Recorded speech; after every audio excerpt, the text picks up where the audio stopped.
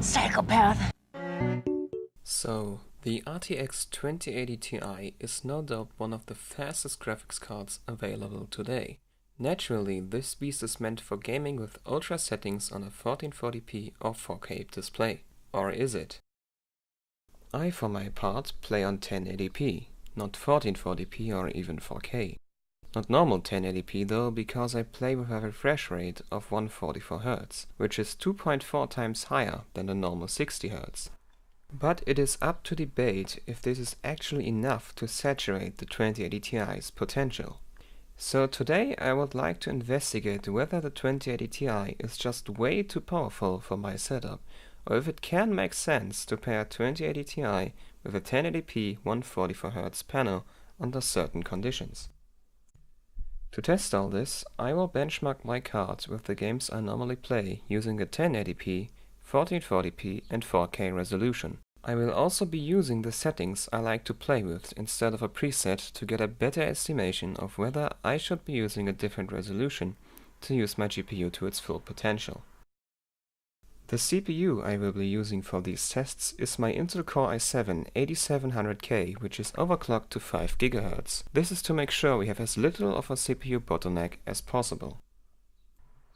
So for the first test with GTA 5, we have very playable frame rates on all resolutions. However, only 1080p consistently delivers above 144 FPS. 1440p is still very usable with a 144Hz panel, but considering that the FPS drop to the 100 to 120 range when being in the city and sometimes even lower to the 80s and 90s range, I would still prefer to play on 1080p to ensure a steady and consistent 144Hz experience. Planetside II is coming up next with a similar result. However, it should be noted that Planetside II is very CPU intensive and can run with very high or low FPS depending on the situation. In the test, 1080p is again closest to the 144 FPS mark, but 1440p and 4K are not far behind, making for a compelling choice. It is something else I discovered that led me to choose 1080p again, however. The game's GUI doesn't seem to scale with higher resolutions, and so the GUI gets smaller and smaller when using higher resolutions, making the gaming experience uncomfortable at best and at worst unplayable. Coming up third, Ark Survivor Evolved is a non-performance hog, especially with higher resolutions. It is no surprise then to see quite a difference in the results. Even 1080p under-delivers with 37 FPS less than needed for 144Hz operation. But with that said, 1440p and 4K remain playable. Just don't expect to profit much from a high refresh rate panel on those, especially 4K. Minecraft is another game I like to play a lot, and if so I like to use Optifine, which enables shader packs to spice up the game's looks quite a bit. Here we have very close results for all resolutions with 1080p and 4K being just 10 FPS apart on average. A 2080 Ti definitely does not give you any edge in this game. Doom is a game with a quite good looks to performance ratio, and so the FPS are really high on this one. Doom remains very playable on 1080p and 1440p, both being in the 120 to 144 FPS region, which I consider the sweet spot for 144Hz gaming.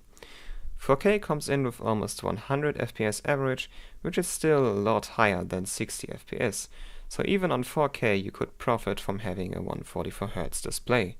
Just not as much as on 1080 or 1440p.